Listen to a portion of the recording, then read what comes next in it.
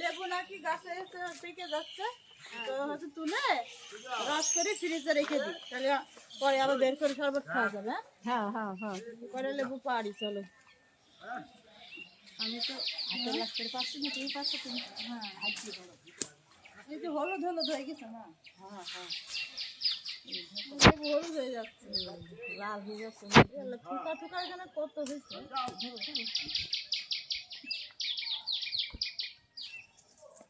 কিন্তু ওই জায়গায় অনেকগুলো গড়িয়ে ভিতরে বেরোয় না।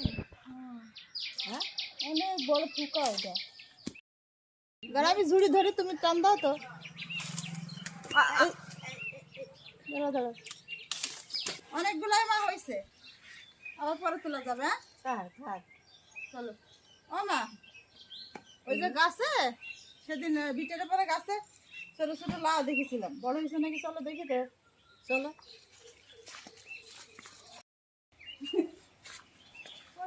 ও মা, লাউ পেলে হ্যাঁ লাউ হচ্ছে কি দিয়ে রান্না করা যায় দেখা যাক। হ্যাঁ, আচ্ছা ডিম দিয়ে। ও ডিম ভেজে রান্না করবো। ওই মাটি সব পিছলা হয়ে গেছে, তাই না? হ্যাঁ হ্যাঁ হ্যাঁ ওই আর এই যে বন জঙ্গল না, পোকামাকড়ের কথা বলা যায়, সেই জন্য আমি এটা হাতে করে আসি। সাবধান হওয়া ভালো। হুম ছোট ছোট লাউ ছিল না গাছে, লাউ কি বড় হয়েছে কিনা দেখো তো। এই দেখো একটা আছে। ও মা, তাই তো। আমার লাউর গাছে একটু গায়ে একটু দাগি ধরে গেছে, বুঝছো, তা নিয়ে যাই। হ্যাঁ,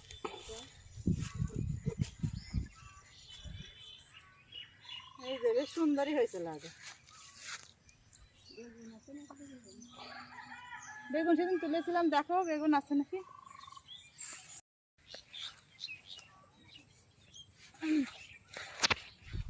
ওমা, হ্যাঁ এই দেখো বেগুন আছে, এই দেখো একটা, ওই দেখো একটা, দুইটা বেগুন হ্যাঁ হ্যাঁ তুললাম। চলো চলো।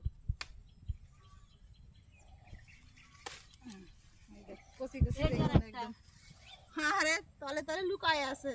হুম আর যাই পরিষ্কার করে দিলি ভিতরে। ওমা, লাউ তুলতে এসে বেগুনও পাইলাম। হ্যাঁ, হ্যাঁ ওমা, লাউ কি দিয়ে রান্না করো বলো তো। ডিম দিয়ে। ও, ডিম ভেজে ভেজে রান্না করি ওইটা। হ্যাঁ সাবধানে নামো, তাই তো পিছলা। এই ঘাসপালার ভিতরতে আসি, তাছাড়া তো নেওয়া যাবে না, ওই জায়গা খুব পিছলা। আল্লাহ রসুল আল্লাহ আল্লাহ।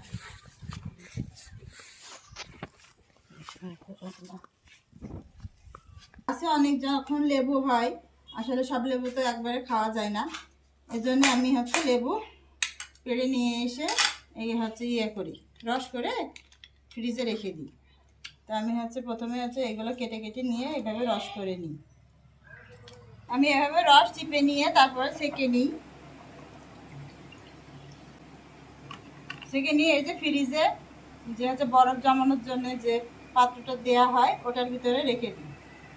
এভাবে কিউব কিউব হলে পারে ভালো হয়, যে আমার যদি একটা কিউব দরকার লাগে তখন আমি একটা কিউব বের করে শরবত বানাই।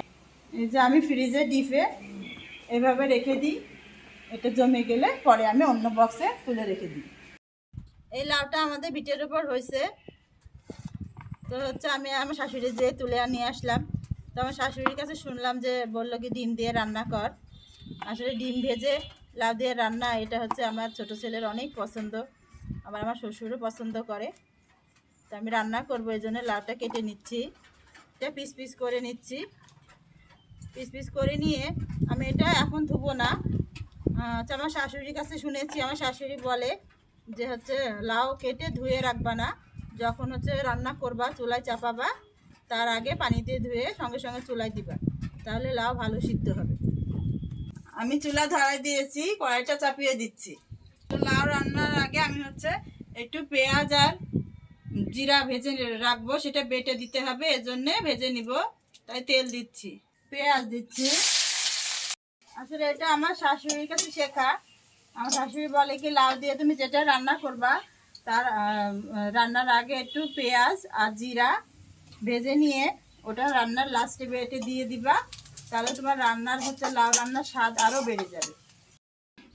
আমি যেহেতু হচ্ছে ডিম ভেজে রান্না করব, এটা ডিমটা গুলাই নিব, গুলাই নিয়ে ভেজে নিব একটা একটা করে।